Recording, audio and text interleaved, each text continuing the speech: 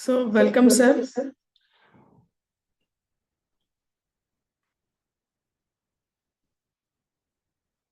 So, this is a same continuation session. The speaker will be the same, Mr. Isaac, sir. Today, our topic is communicating bad news and collusion. Welcome back, sir.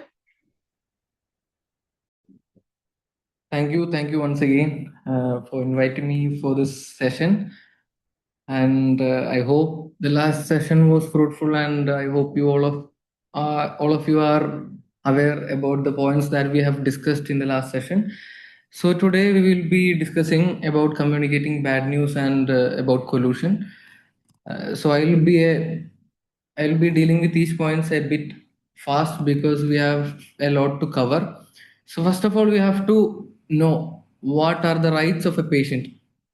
So these are the rights according to the WHO, UNESCO, and Government of India that a patient has. So first of all, it's access to healthcare, informed consent, access to healthcare. I hope you all of you are aware about the access of healthcare because many part of India is still having poor access to healthcare. And secondly, informed consent. The patient has the right to know about all the procedures and all the treatment that has been conducted for the patient. So the patient should accept or reject the treatment. So their consent is important. So it's the right to informed consent, and the third one is right to information. Any information regarding the treatment should be shared with the family or the patient. It's their right. And the right to privacy and confidentiality. I hope all of you are aware about these points. And the right to second opinion, like even if you are taking a treatment in a hospital, you might be having different opinions regarding the healthcare professionals advice. So you will have a space where you can take another second opinion apart from the primary healthcare providers. So it's our right. Okay, and the next one is right to emergency care whenever prioritized according to our healthcare needs. And the next one is right to dignity and respect. You should, as a patient, you should be treated with dignity and respect. No one is powered or authorized to treat you like something inferior to them. So you have a dignity. The healthcare professionals, we should be accepting and respecting those dignity of the patient, and the right to choose healthcare providers. The patient has the right to choose any hospitals or any doctors according to his own will. Like they may have different kinds of maybe perceptions or interest, or they may be having a family doctor, so they can take treatment wherever they are comfortable to be. Okay, so it's their right. And to participate in decision making, sometimes we have heard that decision making isn't something entirely for the patient. So the patient need not to be included in decision making. As family, I am the decision maker of this family, and I'll take decisions for this patient. So actually it's not right. So the right patient also has the right to participate in decision making. And safety and quality care, if we are compromising in safety, patient safety, and if we are compromising in the care we provide for the patient, it's a right violation of the patient. The patient has the right to receive proper care and treatment with proper safety measures and quality of care. And the next one is complain and seek redressal, which means if the patient has any concerns, they can complain against the healthcare providers or the healthcare providers. So they can seek a redressal regarding their concerns. The next one is refuse to treatment. See, we can't force a patient to receive treatment. We can suggest that we have these kind of interventions, we have this kind of treatment methods. So we should be accepting their decisions. which means it can be positive or it can be negative. The patient may accept the treatment by accepting all risks and benefits regarding the treatment, or the patient can reject the treatment, which means they can refuse to take treatment, maybe upon their psychological aspects or maybe financial aspects. So it's their right. So we can't question that right. We can educate them about the benefits and the consequences of their decisions. And the next one is to receive visitors.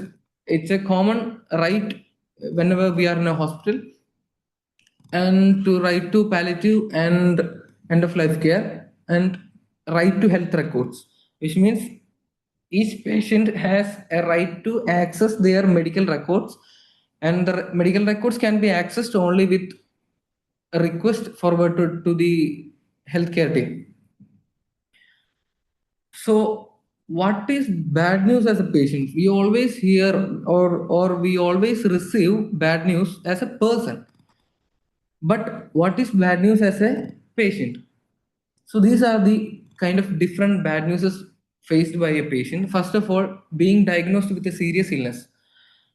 There may be a treatment for this serious illness, or there may not be a treatment for this serious illness. It can be managed. So it doesn't matter, but if it's a serious illness and the patient knows that he is diagnosed with that kind of serious illness, it is a kind of bad news for the patient. Next one is learning that the disease is not curable. There are a lot of diseases which are curable but limits the life of a patient, but there are a lot of diseases which are incurable and manageable, which means it may be incurable but manageable. It doesn't matter, but if the patient is getting to know aware about the disease that it's not curable, the patient will be distressed, and it's a kind of bad news for the patient. The next was being told the treatment options are limited or ineffective. This limitation can be due to infrastructural limitations, socioeconomic limitations, or our healthcare limitations are there. So it can be regarding that kind of limitations, or the treatment may be ineffective, which means even if we are moving on with certain kind of interventions, we won't be able to make a proper effective treatment or effective results after taking those treatments. So it's a bad news for the patient. And the next one is receiving news about loss of function such as paralysis, amputation, which means we are waking up in the morning and realizing that our right hand is not no more functional, and when we take a medical consultation and we get to know that this hand won't be functional again. So as a right hander, I'm mainly focused on this hand to do all my basic activities. So it affects the function of a patient. It affects my function. So it is a bad news for me, and such as paralysis and amputation. So getting amputated will be a distressed thing, because even they had a diseased limb, they had that limb. So the patient was adapted to that scenario where they had that limb, even it was affected due to the situation. But the thing is, after amputation, there is an emptiness in that organ's part, so that the patient will feel a kind of emotional distress, or the patient will, when the patient gets to know that he has to get amputated, the patient will have distress, and it's a bad news for the patient. Being informed about poor prognosis or nearing end of life. After multiple interventions from the healthcare providers, the healthcare providers itself may communicate with the patient and family that there are no further interventions which can be done to cure this disease, and the patient is getting deteriorated. So the patient will not be having a lot of time, uh, and after a particular period, the patient will get deceased. So it's a distressful moment for the patient, and in this moment, it's a very bad news for the patient. So we'll come to the way and methods adapted from multiple aspects of healthcare to make proper breaking bad news situation. Next one is hearing about the recurrence of illness after recovery. Even after taking a proper treatment and the illness has gone, but the doctor is saying that it may reoccur after a certain period. So it's a bad news for the patient. So we come to know what is a bad news for the patient. So we are going to explore what is collusion regarding a patient in healthcare setting. Collusion in healthcare setting means hiding important medical information like diagnosis or prognosis of a patient from the patient, often because the family or healthcare providers believe that truth might cause emotional harm to the patient. So we are hiding proper informations about the diagnosis or the prognosis of the patient, and the collusion can be done by the healthcare team, family, or the patient itself. So it is, and we will explore the areas of the collusion. Next, here you are seeing how we are marking the collusion status in Pallium India. Like we are providing interventions for a lot of cancer patients and patients affected with CVA and all. So many of them are unaware about their diagnosis and prognosis, and this may be due to the concerns of the family or the concerns of the healthcare providers. So we will mark the collusion. We have discovered or we have explored what collusion is. Now, next we are going to mark collusion status of a patient. Why it is necessary or important to mark collusion status means the healthcare providers, all of the healthcare providers should be aware about the collusion status of the patient. Otherwise, the communication will be destructive without knowing that the patient is aware about the diagnosis or prognosis. And the same regarding with the family too.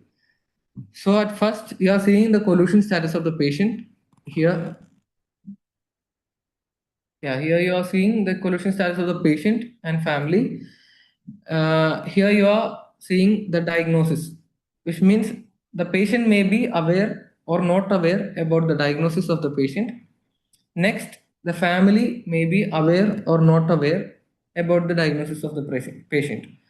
And in the next scenario, you are exploring the prognosis of the patient. The patient may be aware about the prognosis of his own condition or may not be aware about his own condition, which means it's regarding the prognosis, not regarding the diagnosis. And the next one is family. The family may be aware about the prognosis of the patient, may not be aware of the prognosis of the patient. So we have to mark collusion status of each patient in our notes or patient case file in order to help the team to understand the patient has awareness about the diagnosis or prognosis. Same with the family. So we will mark the collusion status as collusion positive. If first of all, if the patient and family are aware about the patient's diagnosis and prognosis, it's not a collusion positive case. If any one of them are not aware about the patient's diagnosis or prognosis, it's a collusion positive case. So we have to mark the case as collusion positive. So here we are, this is how we mark the status of collusion. Here collusion positive, which means the collusion status, and regarding who has the collusion positive status, It can be a patient or it can be family. So we mark here as if both the patient and family are unaware about the diagnosis and prognosis, we will mark as collusion positive patient plus family. Then here we will mark on what case they are unaware about the patient's diagnosis and prognosis. So if the patient and family are unaware about the diagnosis and prognosis, we will mark as collusion positive patient plus family diagnosis plus prognosis. Is this clear for everyone?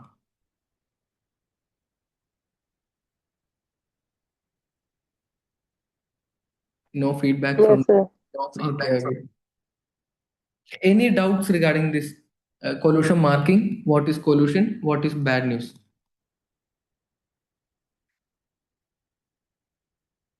Anyone? No, sir. If you are having any doubts, kindly ask so that you will get an idea when we are moving forward with the other slides. Sir जैसे आपने बोला कि patient और patient की family unaware है तो हम collision positive mark करेंगे बट अगर उनको अवेयर कराया तो कॉल्यूशन फिर भी मार्क करना पड़ेगा कुछ Okay, can you ask that question in English because I'm okay not okay good in sorry Hindi. as you explain Okay. if the patient family or relatives are unaware about the condition of the patient like diagnosis or prognosis so Hmm. we mark as collusion positive. Yes. So, if the I'm asking if the patient and family are aware about the diagnosis and prognosis, Hmm. so we have to mark on that situation also or not. No, no. We don't have to mark like collusion negative. It's like we have explored what is collusion is. It's hiding important in medical information from the patient or the family regarding the patient's diagnosis or prognosis, which means coming to this collusion marking area, we only mark collusion positive. We don't mark collusion negative, which means the what do you think about collusion marking? Why we are marking this? Any idea? I think because it's a patient or family rights to know about the patient current condition Hmm. or the medication the patient receiving उसका वो Yeah, it's right, partially right, but we are marking collusion status because the healthcare providers should be aware about the patients and families awareness on the patient's condition, both the diagnosis and prognosis. If the team is not aware about this collusion status, they may communicate with the patient. The patient is not aware about his or her diagnosis, and the healthcare provider is going and asking him, I hope you know about the cancer that you have, and you're having fourth stage, right?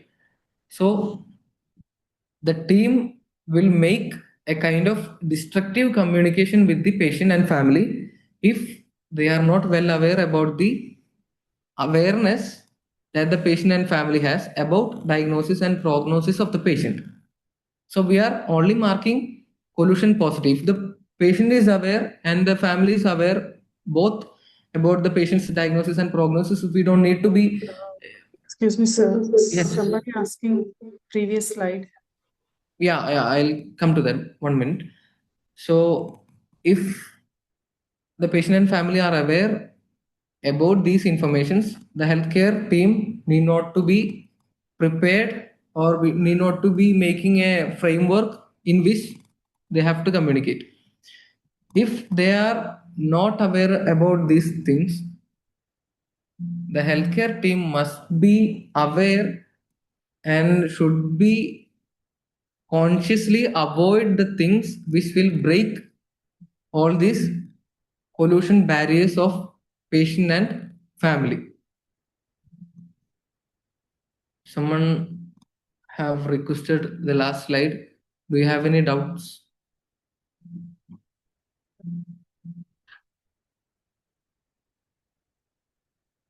Okay, thank you, sir. Okay, thank you. So I'll be sharing this PPT with you. So you'll have an opportunity to refer to this. So I hope this collusion marking is clear for everyone, right? Yes, sir. Any doubts? Kindly ask, because I'm taking much time on this slide because you have to know how to mark collusion. Sir, so Yes. basically, we can say that what you have talked about the collusion positive and the collusion status. We can say that the main purpose of this collusion positive and collusion status is just to avoid the destructive communication. Can we say that the main purpose behind that is just to avoid the destructive communication with the Yes, yes. patient and with the Destructive family members? communication. Yes, I got the question. I was saying that it's for the team that we are marking. The case is collusion positive and negative. Collusion positive. We don't mark collusion negative. So we are marking collusion positive so that each team member will be aware about the collusion status of the patient and family. See, for example, you're working in the morning shift and the patient comes in the morning shift itself, and you are making a detailed assessment of the patient and marking. No, you are not marking the collusion status of the patient, but you have all the informations regarding the diagnosis and prognosis of this patient, and you are doing your shift and you are just moving on, and the next healthcare practitioner will come, which means your colleague will come to take the next shift. So you didn't mark collusion status in the patient file. So if you are not giving a proper handover regarding the collusion status of the patient, that team member might communicate what things. In a destructive manner, like you said, Yeah, you have a cancer, you have a yeah, because that team member is not aware about the collusion status of the patient. So breaking collusion, it's a sensitive thing. If the patient is having collusion positive, and we are breaking it without having proper preparations or without making proper through proper channels. handover. And Yeah, we will come to that. Okay, so it will be a destructive thing. That's why we are marking collusion positive. And regarding whom? It may be regarding the patient or it may be regarding the family. family. Both are important because even if you are speaking with the family might be in a distress, so that the entire healthcare approach, the holistic approach, will get disrupted. So it's not a best practice to break collusion without preparation and training. Okay, I hope this slide is clear for everyone. Yes, sir, understood. Okay, thank you. Next, we are going to explore the types of collusion. 1 minute. I'll get back to you. 1 minute.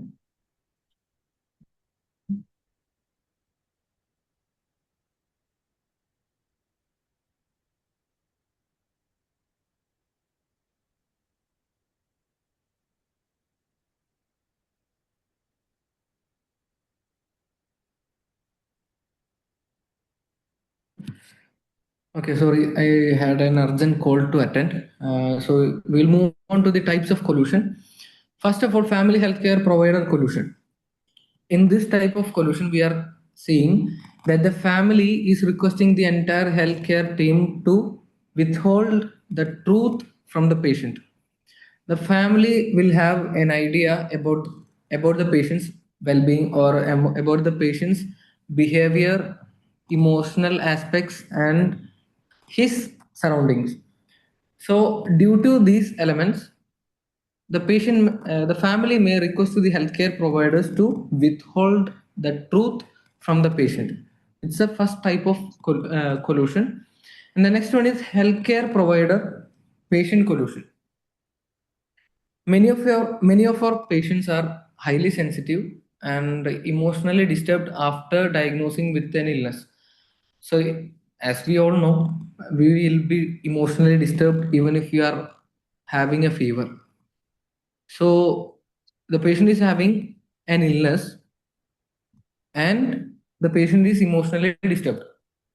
So, some patients will be mentally strong enough to accept the reality and to hear the all informations communicated from the healthcare team. So, some patients won't be much emotionally capable enough to understand and process the informations provided from the healthcare team part. So in this scenario, the healthcare providers decide to avoid direct communication to spare the patient's distress. And the third type of collusion is patient-family collusion. In some cases, the family will be highly sensitive regarding the informations of the patient. And in this scenario, the patient and the healthcare provider will communicate with each other and the patient will hide the information from the family. Is it clear? The healthcare providers will communicate with the patient and the patient will hide all these informations from the family in order to protect the family from emotional pain. So it's the third type of collusion, and we are mostly seeing the first type of collusion where the family is asking the healthcare providers not to break collusion of the patient. So we are going to explore the reasons behind collusion. We can't say these 6 points are the only reasons behind keeping collusion.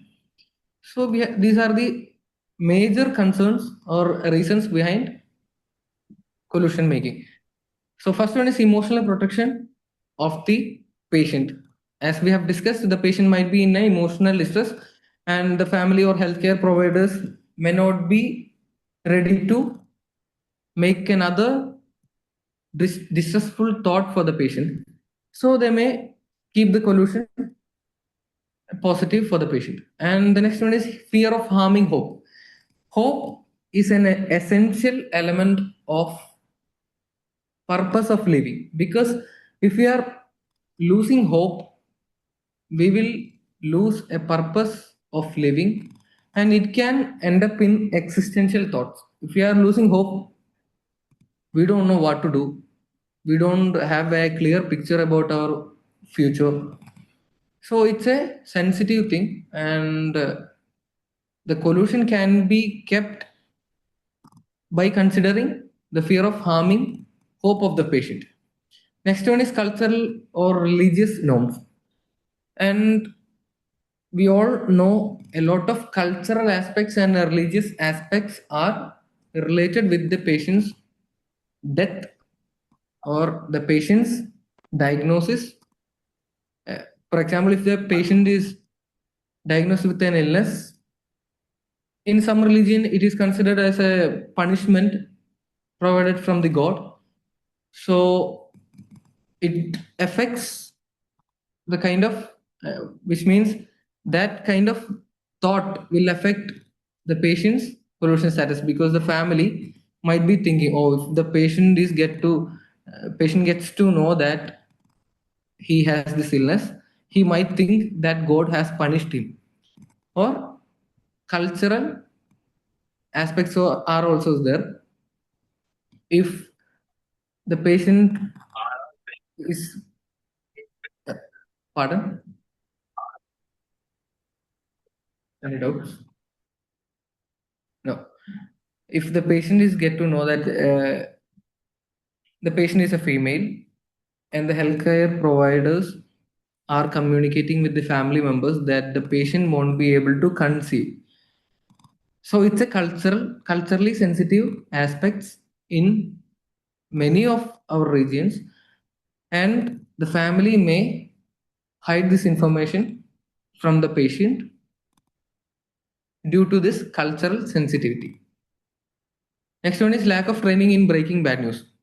It's for us because many of us are unaware about the proper standards or methods used in collusion breaking, and many of us are having a lot of barriers or noises in proper communication with the patient.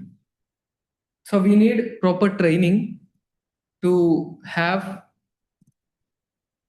proper skills to deal with the collusion breaking scenarios. Next one is misbeliefs that patients do not want to know. In such family scenarios, the family might be saying that I am the decision maker of this family, not the patient, and the patient need not to be aware of his own diagnosis or prognosis. Anyway, you have communicated with me, I will deal with this situation. So they will withhold these informations from the patient, saying that he doesn't have to know. Okay, the next one is ethical conflict between autonomy and beneficence, which means the patient has an right of autonomy on his own life or his own body to receive certain treatments or interventions from the healthcare providers. So the patient has the right to decide what has to be done for himself. If the patient is conscious and oriented and has the mental ability or capacity to take decision for himself. So it's there. And the next one is beneficence. Does the family or patient gets any benefits from withholding these informations? So considering withholding these informations, there will be some benefits, and we have to consider the autonomy of the patient. So the comparison or the conflict between these two will be a major reason for keeping collusion, which means hiding proper medical information from the patient or family. These are the only some consequences of collusion. There will be a lot of consequences regarding collusion, but we will explore the major ones. First of all, the patient autonomy won't be respected. And the next one is informed decision making. The patient won't be aware about the interventions that the team is going to make in the patient, or the patient has the right to know about all the informations regarding his own condition. So both these will be rejected for the patient. The next one is increases anxiety and psychological distress. Both the family and patient should be aware about this diagnosis and prognosis. Otherwise, they will think that they are going to face something extremely serious and they doesn't know about it. Which means you are going through a door, and the other side we are having darkness, and we don't know what we are having in that room. The room is dark, we are entering into the room, we doesn't know what kind of threats or risks are there within that room. So this is very important because the family and the patient will have psychological aspects regarding the collusion. That's why we have discussed it's very sensitive to break collusion without proper training or methods. The next one is limits end of life planning. If we come to know that if I'm getting admitted in a hospital and realizing that I have only 2 months to live, actually I've planned my life for 10 years. I've planned to do my PhD, I've planned to do my postdoctoral fellowship, and I've planned to teach a lot of students, and I've planned to start an NGO. So these are my long-term goals. I'm not considering my end of life care goals during that time. If the patient is aware about the collusion, and if the patient is aware about the poor prognosis, and the patient is aware that he has only a limited time period to live, the patient will have a space to prepare for that moment, and the patient will have his last wishes to fulfill. So we all have our last wish to fulfill, and will we be thinking about it right now? Because we hope that we will be living for a certain period. Even our lives are a question mark, because we don't know that we will live or we will wake up in the next morning. But we are living in a hope. We believe that we are not at the end stage of our life, so we are not preparing or we are not thinking about those kind of aspects. If the patient is in collusion positive status, the patient won't be thinking about all these aspects, right? No, actually, if the patient is collusion positive, the patient might be having a lot of hope, and the patient will be thinking that, oh, it will be manageable, or I will live more, and I will have more things to do in my life. So the collusion is positive, and the patient thinks with hope to live. It's a sensitive thing, because we are denying a patient's right of end of life planning. Each of us has that right to do our specific wishes, which should be fulfilled when we are in a end of life scenario. So that right will get denied if the patient is on collusion positive. And the next one is reduces trust between patient, family, and healthcare team. If the patient is on collusion positive, the patient may think that they are hiding something from us. It's not hide to it's not easy to hide the truth. So if we are hiding truth, somehow it will be reflected through our words or gestures or facial expressions. So the patient will be aware of these all informations. As we have discussed about the communication session, it's not about the words but also about the gestures and facial expressions, tone we carry throughout our communication.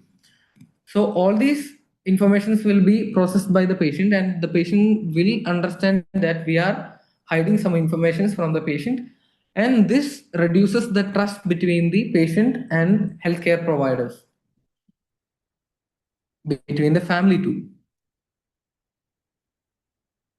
Next, we are going to explore a bit psychological aspects of collusion breaking scenario. We know what is grief. Anyone, please. What is grief? What do you think grief is? Anyone? Sir, pain. Pardon?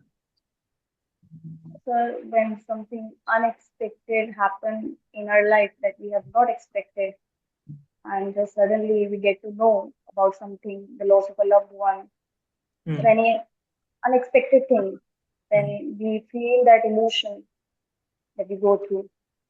That is a sort of grief, we can say. Nice, nice, good. So, grief is a situation where in this scenario, we are talking in this scenario, a patient is losing a person, health, or wealth. Okay, in this scenario, the patient will have a distressful emotional feeling called as grief. So we are extremely sad and we are unable to cope up with that situation. And this feeling, grief, is faced by everyone. Okay, not only in death of a beloved one, but if we are losing our wealth, if we are losing our health, and if we are losing any part of our body, we will be having these grief stages in our life. I have it's propagated by Kubler-Ross and it's called as Kubler-Ross model, stages of grief. It's very essential to understand because after breaking collusion, the patient or the family may go through these stages. And it's not in an order. The patient can directly go to acceptance stage or they may start with the denial stage. So we'll explore each one by one. The denial stage. In this, the patient will be in denial, won't be accepting the reality about his own diagnosis or prognosis, and he won't believe what the truth is. The next one is anger.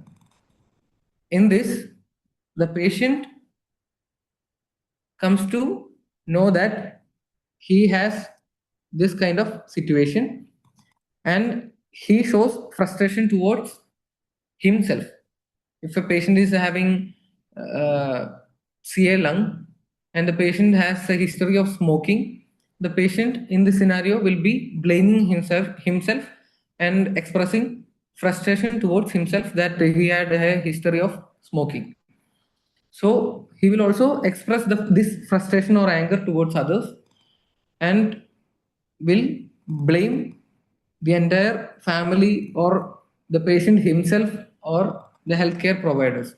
They may be expressing anger towards these three stakeholders. And the next one is bargaining. In this stage, the patient or family is ready to compromise or negotiate anything to receive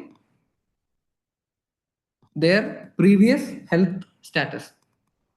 So they will be asking God, oh God, I'll be a new person if you are curing me, or I'll be a better one if you are curing my mother. So these kind of negotiations are done in the bargaining stage. Next one is depression. In this, we are seeing the patient's extreme sadness towards the condition or will feel the loss and he will be having hopelessness. He'll be having a lot of existential thoughts in depressive or depression stage of grief. Depression stage of grief. Okay. We are not talking about the other depression. We are talking about the depression stage of grief. And next we will have acceptance. After hearing the bad news, the patient or family will may, we can't say will, they may go to the acceptance stage where they accept the reality and recognizes the informations provided from the healthcare providers. Next, we are going to understand why handling collusion needs proper training and how to handle the collusion effectively and ethically. So the first one is understand the family's perspective. For maintaining collusion positive status, the family will be having a proper justification towards their decision. As healthcare providers, we have to explore these areas. And the next one is educate family on the rights of the patient to know about his diagnosis and prognosis. Each patient has their rights to know about the diagnosis and prognosis. Many families may not be aware about these rights. So we as healthcare providers should teach them that the patient has this right to know about his own diagnosis and prognosis. Okay. And the next one is explore patient's preferences and disclosure. The patient will have certain preferences.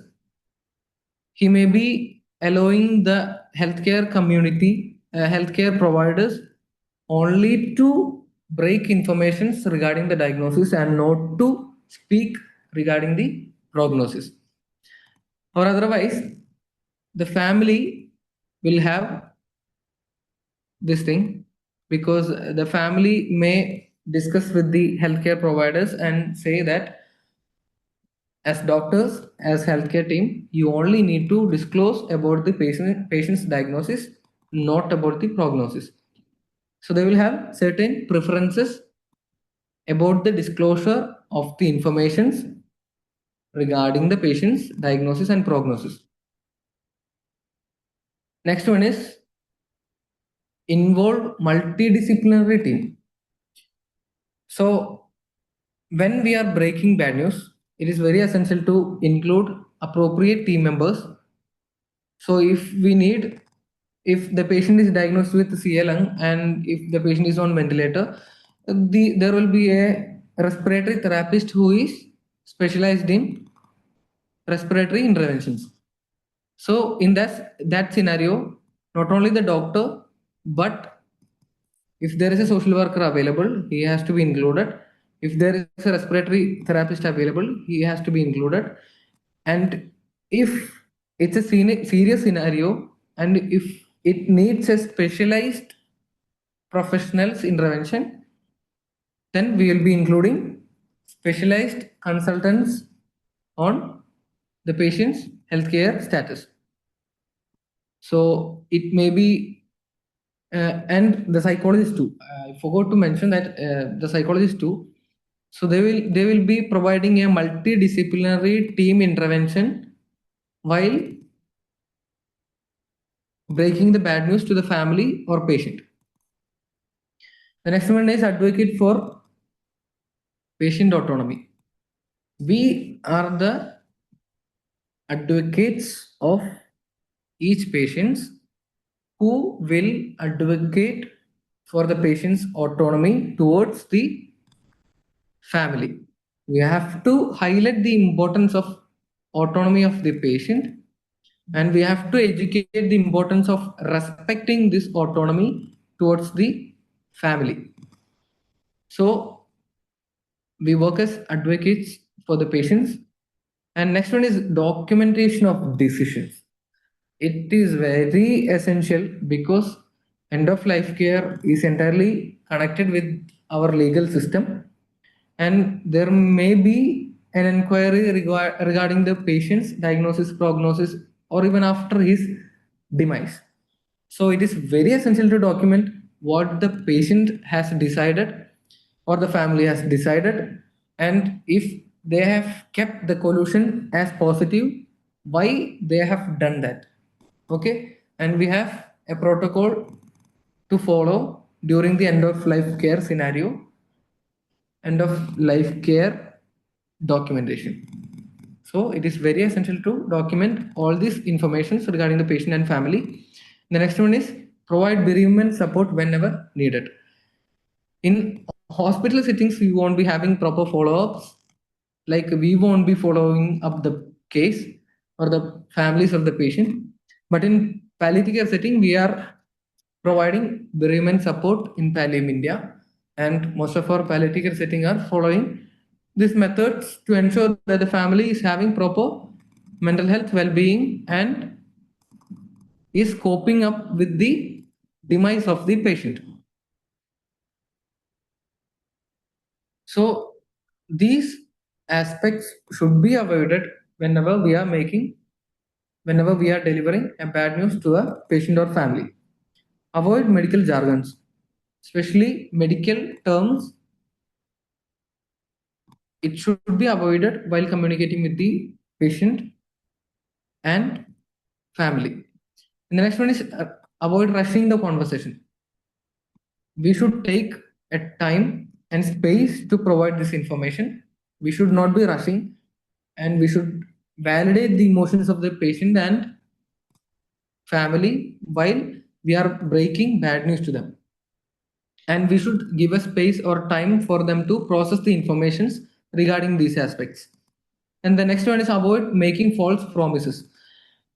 False hope is a destructive aspect of a patient's life, because if the patient is not getting recovered, or if the patient is having end of life care moment, providing them hope is not at all an ethical thing to do as healthcare professionals.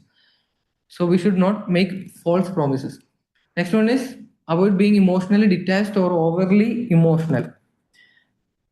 Last time we have learned about how should we communicate. We should be following a middle path.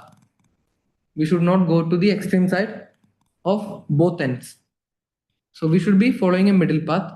So we should not be highly involved in breaking collusion, so that it will affect our mental health and our way of functioning as healthcare professionals. And if we are not at all emotionally involved, we won't be able to provide an ethical and empathetical approach towards the patient and family. Okay, the next one is ignoring non-verbal cues, which means you are communicating with emotional and empathetic approach, but your gestures are entirely different from that communication. You are looking at a watch, you are scratching your head, and you are looking all over the room. So the communication must be matched with your gestures. The next one is avoid withholding truth unless legally or ethically justified. Ethically means the decision can be the family's. Otherwise, it should be a legal decision to withhold these informations. Otherwise, we should not be promoting withholding these informations from the family and patient. Next, it's good and better to include all these things while we are breaking a bad news to a patient and family. Use clear and compassionate language. The language should be clear. If you are having a language barrier, you should ensure that a translator is available to communicate with the patient and family. And the next one is compassionate language. You should not be using a purely professional language to communicate your informations, because the scenario isn't appropriate for that kind of communication. We should be maintaining a compassionate language with the patient and family. Ensure privacy and advocate time, which means privacy of a patient and a family is essential, so that the space should be maintained, and the people who are present during the collusion breaking should be the decision makers of the family or the patient himself. We should not include another external person into this, because we should respect their privacy as a family and as a patient. The next one is use of involve the appropriate team members, which means if you don't need to include a respiratory therapist, if the patient is having uh, brain damage and the medical team is explaining about the results of his MRI brain and explaining about the brain damage, and we are giving a space or rights to discuss about the intervention plan of the patient. So in this scenario, we don't need to include a respiratory therapist in this scenario, because that's why we mentioned involved only the appropriate team members. If we don't need to include a psychologist, we don't need to include. If they are processing it right, and if they are managing or coping up with the informations right, we don't need to involve additional team members in this breaking bad news scenario. The next one is use of empathy and active listening. I don't need to discuss this point, because we already discussed this in the communication session. So all of you are aware about the importance of empathy and active listening. And the next one is offer hope without giving false reassurance. Hope means it's not false hope, only the hope, which means hope provided from the reality, from considering the real aspects of the patient's health status.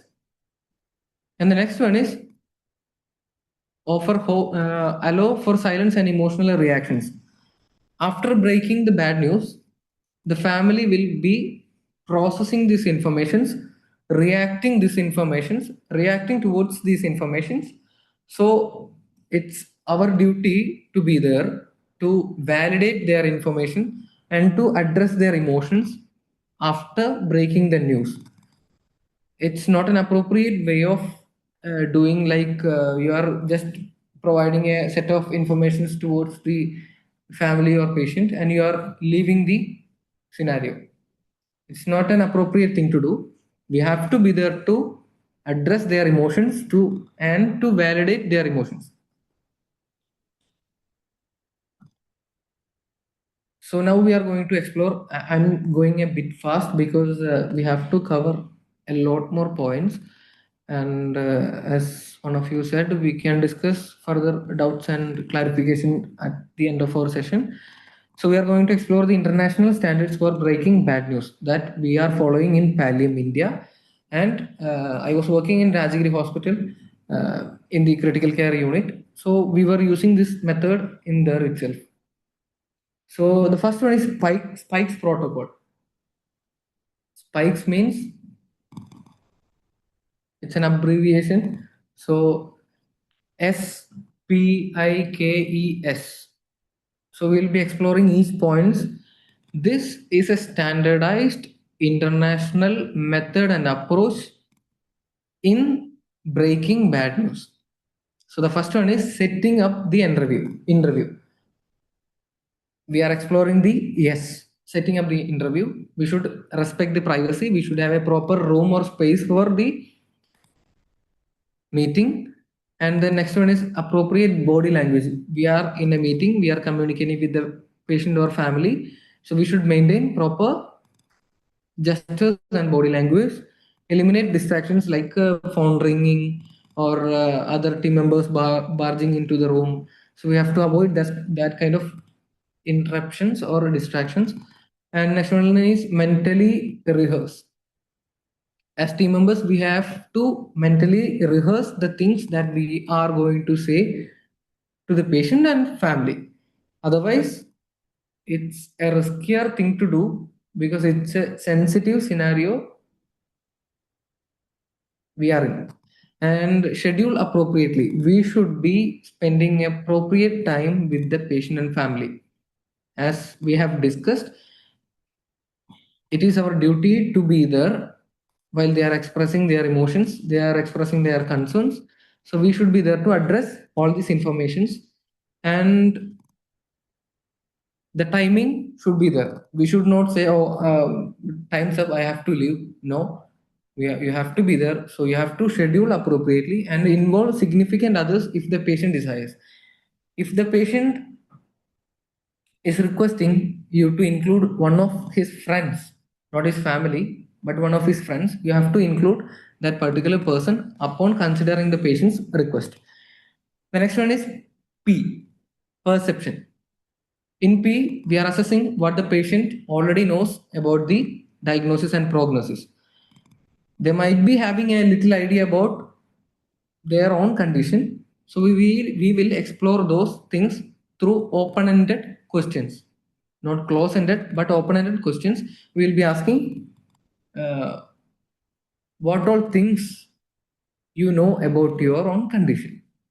So they will say about their diagnosis and prognosis, and we will get an idea about the patient's idea regarding his own diagnosis and prognosis. And next one is clarify misconceptions gently. Confrontation is a method used in counseling, but here it's a very sensitive thing to do because they are going to face a bad news from us.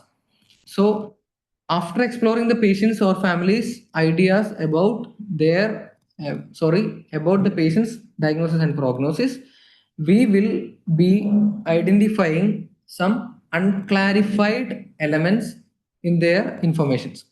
So we will clarify those informations gently without being offensive towards the family or patient. And the next one is understand patient's beliefs. Might be personal, religious, or medical, can be anything. We have to understand and acknowledge that, and we have to respond accordingly. And the next one is cultural context. The same with the beliefs of the patient. We have to explore the cultural context, then only we will know in what type of scenario the patient or the family are in. The next point is invitation, I. We have explored S, P, next one is I. In this, we are inviting a space for the patient and family. We are asking them whether they have to know the full detailed picture about the patient's condition or not. So in this, we ask how much information the patient wants or the family wants, and we will make a framework according to that. And the next one is knowledge. Sharing news clearly, which means we will have a lot of results and we will have a lot of details, medical details regarding the patient, or emotional or psychological details regarding the patient, and we have to clearly express these points to the patient's or family's understanding. Next one is give a warning shot before you start, because you have to start with, oh, I have to break a bad news to you. It's we are having a bad results, so we have to start with a excuse me, 1 minute.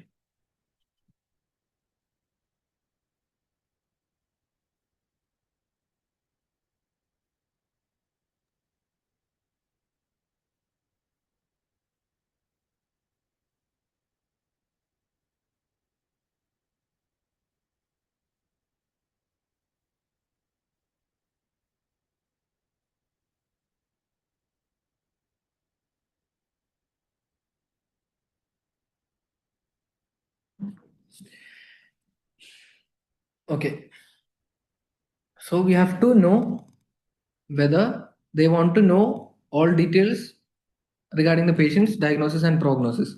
So the next one is knowledge. Sharing news clearly. We have explored giving a warning shot. The next one is use simple language. We should be honest and we should be jargon. We should use jargon-free language. The next one is we have to check whether the receiver, it may be the patient or family, are understanding the concepts that we have shared or the informations that we have shared.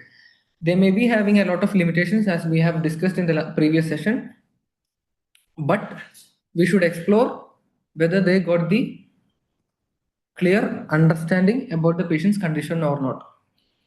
Next one is share informations in small segments.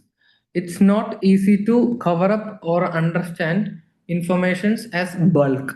So as healthcare professionals, we have to provide small informations in small segments, and we should give proper breaking in our information sharing in order to give the family or patient a space or time to process the information that we have shared.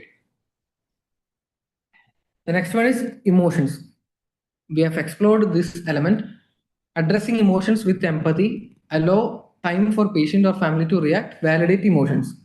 We have to make an empathetic approach towards the family and patient, and we have to acknowledge their emotions. They may be acting like a child, or they may be going through the different stages of grief. So we have to validate their emotions. We have to accept the situation that they are in, and we have to support during that time period. The next one is strategy and summary. Strategy means we are discussing further intervention plans towards the patient. The patient will have further plans. It may be end of life care, so we will plan the end of life care planning, and we will assess the patient's needs, and we will explore the options which can be used to meet the emotional or psychological needs of the patient. So strategy means discussing intervention plan, and summary means we are summarizing the whole scenario, whole breaking bad news scenario as some key points, and we are just summarizing like these are the points that we would like to highlight during this scenario. And the involvement of patient and family are an essential thing in this breaking bad news, because we already explored those areas. Okay, and the next one is reassure continued support. It's easy to break bad news, but it's not easy to provide a reassurance that we will be there to support the patient or family during their further management or time. So, apart from promising that reassuring continued support, we should be there to support them. If we can't support them, don't make reassurance that a continued support will be provided from the team members. Next, we are going to explore breaks protocol. I hope this is clear for everyone, right? Is this clear for everyone? Spikes protocol. The psychologists are also using this method in breaking bad news. Oh, one more thing to highlight that the team may take many sessions to make sure that the spikes protocol has ensured properly. It's according to the sense of the patient and family. The patient or family may be sensitive, so we have to make sure that they are having a clear picture about themselves, and sometimes we have to make multiple sessions regarding this breaking bad news to the patient and family. So we have to desensitize their emotions regarding the poor prognosis of the patient. So most of the points we discussed in the spikes protocol can be seen in this protocol and the next one also. In breaks protocol, background, the scenario, and the medical history and psychological aspects of the patient and family are important in breaking bad news. Rapport building is essential because you have to have a rapport with the patient and family to ensure that you are having a proper communication with each of them. And the next one is only through proper rapport building we will understand the preferences of the family and the patient. And the next one is to explore what the patient knows. We have already discussed that point. The next one is announce. Announce the news in a clear, direct yet compassionate way, kindling, allowing emotions to emerge and respond empathetically. Summarize and strategize the next steps regarding the patient's intervention. The next one is ABCDE framework. In this advanced preparation, those points are we have already explored and discussed those points, but these are the three standard protocols we are following in breaking bad news. So ABCDE framework start with A, advanced preparation. Prepare mentally and practically before delivering a bad news or any news regarding the patient's diagnosis or prognosis, and review the patient's medical facts and choose a private space for communicating these informations, especially a quiet place where there are less distractions or noise. The next one is build a therapeutic environment for the patient or family. Establish trust between the stakeholders, ensure privacy, and involve important people, especially family and the people suggested by the family or patient. create a safe and respectful environment for the conversation. And the third one is communicate well. See, in here, we explored the same in the previous slide. Use clear, honest, and compassionate language. Avoid medical jargons while you are communicating with the patient and family, and be direct and should not hide any information until and unless the family or the patient is asking you to withhold the truth about the patient condition. And the next one is D. Deal with patient and family reactions. Allow emotional responses. They may be responding in different aspects after hearing the bad news from the healthcare providers. So they will be expressing a lot of emotions. They will be expressing a kind of they may be in a different kinds of different stages of grief. So we have to validate those emotions, we have to support them during that emotions, and we have to be empathetic while making or communicating with the family or patient, and encourage and validate emotions, the same as we discussed in the last point.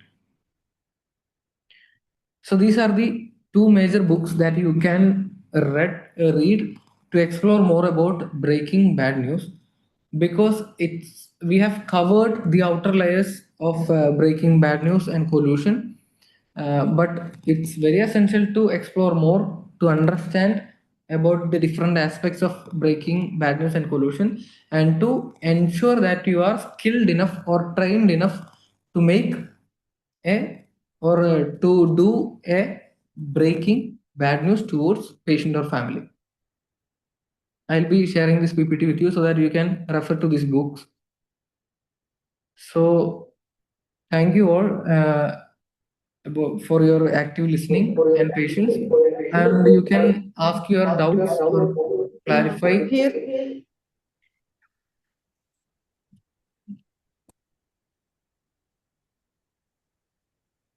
Here we have few doubts from Yes. participants, sir.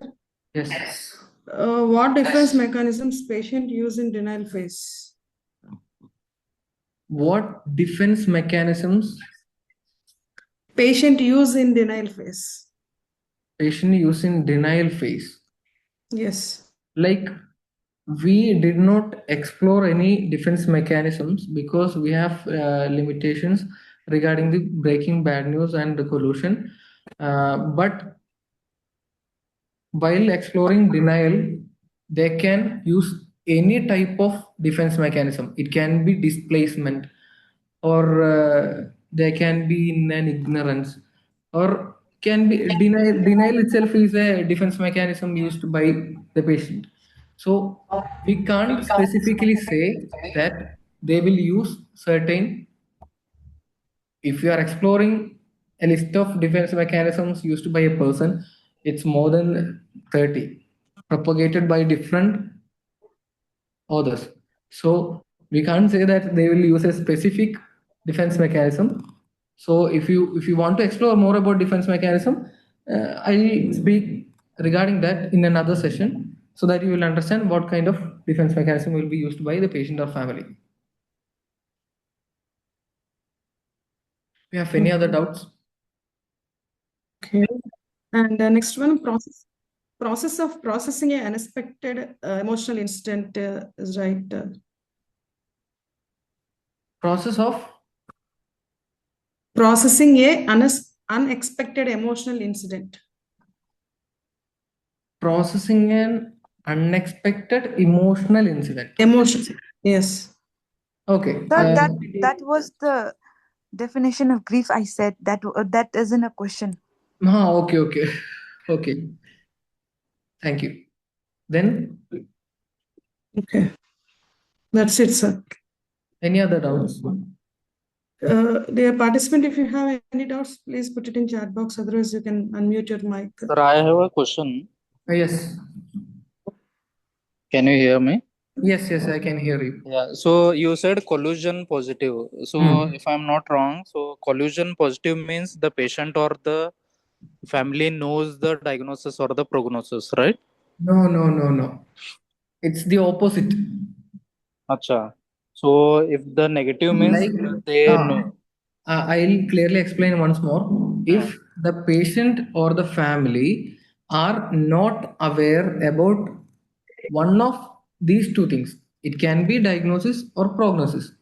If for example, if the patient and family, just imagine the patient and family are aware about the diagnosis, and the family knows about the poor prognosis of the patient, but the patient does not know about his own prognosis, which means here you can see my slide, right? Yeah. Yeah. So he, in these three columns we will have aware. The patient is aware about his diagnosis, the family is aware about his diagnosis, the family is aware about the patient's prognosis, but the patient is not aware about his prognosis. In this scenario, only one case is collusion positive, which means the prognosis, the patient does not know about his prognosis, so the case is collusion positive. Simply speaking, if the patient and family are aware about the patient's diagnosis and prognosis, the case is not collusion positive. The case is not collusion positive. Okay, I hope that point is clear. And if any one of them are unaware about the patient's diagnosis or prognosis, the case will be collusion positive. Is that clear? Yeah, got it. Okay.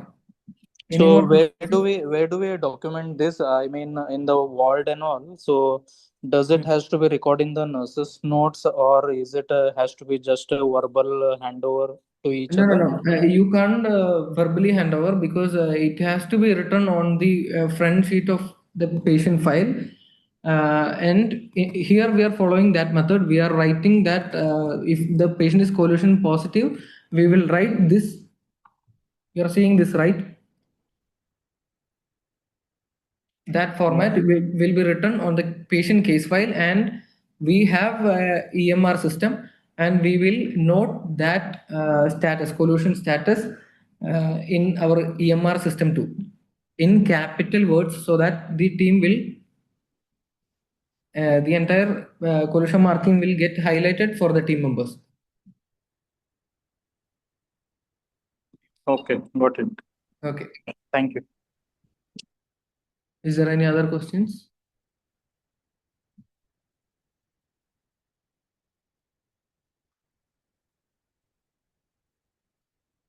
Any other questions, please?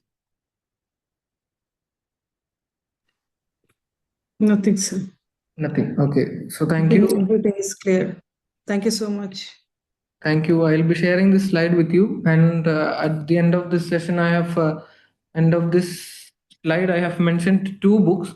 Kindly explore those two books so that you will have more idea about collusion and breaking bad news, the methods and approaches in breaking bad news, especially international standards.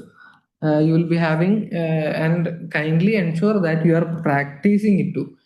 It's very easy to listen to this class, and it's very easy to read those points, but kindly ensure that you are practicing in your profession so that you are ensuring best practice regarding breaking bad news and collusion.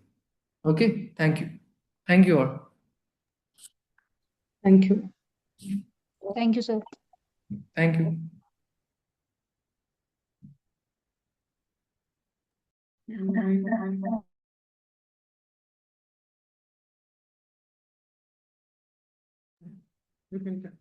Dear participant, please submit your assignments before 29th. And you can leave now.